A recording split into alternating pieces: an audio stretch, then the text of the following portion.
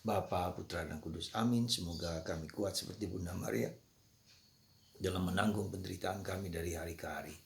Semoga kami mentransendensikan penderitaan kami sebagaimana Bunda Maria menyimpan, merenungkan semua penderitaannya karena Kristus, karena putranya. Terpujilah namamu kini dan sepanjang segala masa. Amin. Dalam YouTube ada podcast dari seorang pastor Amerika yang mempromosikan Our Lady of Sorrow. Ya. Bunda Maria berduka cita. Bunda Mater Dolorosa. Bunda yang berduka cita, yang susah, yang sedih. Kenapa demikian? Karena baginya Bunda Maria itu adalah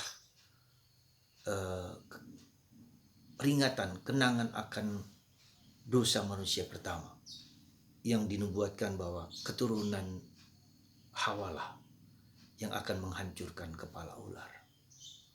Dan peristiwa itu terjadi di bawah kaki salib Yesus.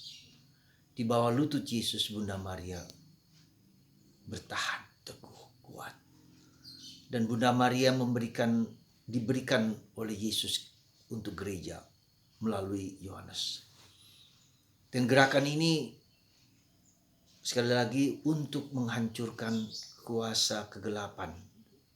Seperti iblis masuk dalam Hawa pertama, maka berkat Bunda Maria dengan hatinya yang suci dan tak bernoda, Immaculate Conception, maka akan menang.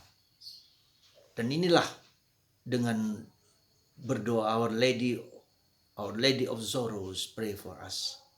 Itu kita secara pribadi dibantu oleh dibantu supaya kita dilindungi dari kuasa-kuasa kegelapan. Juga keluarga kita. Secara pribadi tapi juga secara komunal. Saudara, hari ini juga dalam bacaan Injil kita melihat momen saat di mana Bunda Maria mengalami duka cita yang sangat mendalam. Betapa hancurnya hatinya melihat anaknya sendiri seperti terpanggang, seperti tergantung di salib dengan luka-luka yang tak terkirakan.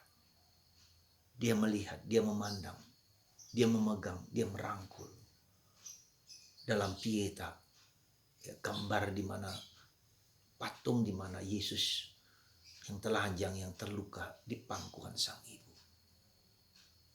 Saya kira dan saya duga tak seorang pun yang pernah melakukan seperti yang dilakukan Bunda Maria.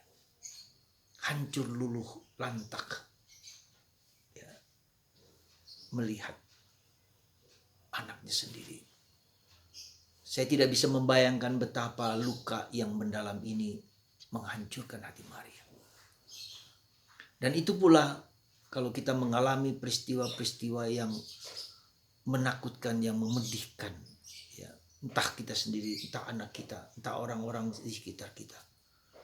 Tetapi penderitaan Maria melampaui semua kemartiran yang telah terjadi dalam hidup manusia. Jadi Bunda Maria adalah martir pertama dari ketujuh luka Bunda Maria, ya, yang dirangkaikan oleh gereja.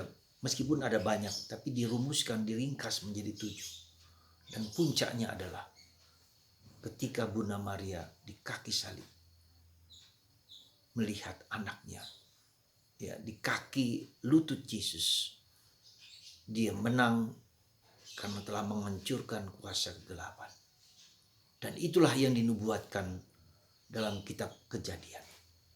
Semoga hari ini saya mengajak Anda untuk berdoa, Our Lady of Sorrows, pray for us. Our Lady of Sorrow, pray for us. 25 kali Anda doakan, Anda daraskan doa itu.